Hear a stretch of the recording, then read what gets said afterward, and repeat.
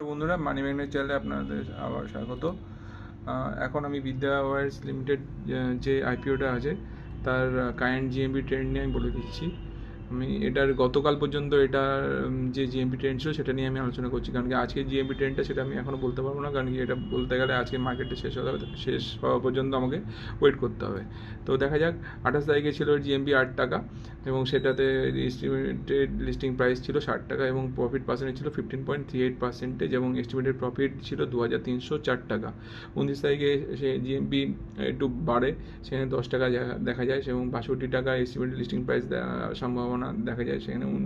সেখানে profit percentage 19%-এর উপরে একটু থাকে এবং এস্টিমেটেড প্রফিট 2880 টাকা। 30 তারিখে 10 টাকা, সেখানেও একই রকমই থাকে প্রায় 2880 টাকার এস্টিমেটেড প্রফিট।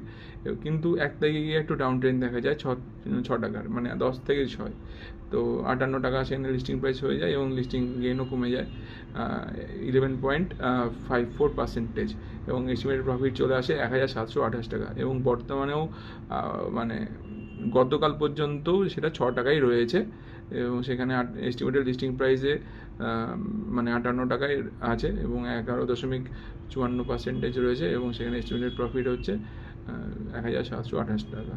তো দেখা যাক আজকে কি লিস্টিং প্রাইস আসে, কারণ কি এটা ওপেন হতে চলেছে 3 তারিখ থেকে এবং 5 তারিখ পর্যন্ত থাকবে এবং লিস্টিং হবে 10 তারিখে। তো সুতরাং দেখা যাক কি হয়, সেটা অনুযায়ী আপনাদের আমি আলাদা একটা ভিডিও বানিয়ে দেবো। এই ভিডিওটা এই পর্যন্তই। কেমন লাগলো সেটা আমায় ভিডিওর তলায় কমেন্ট করে জানাবেন।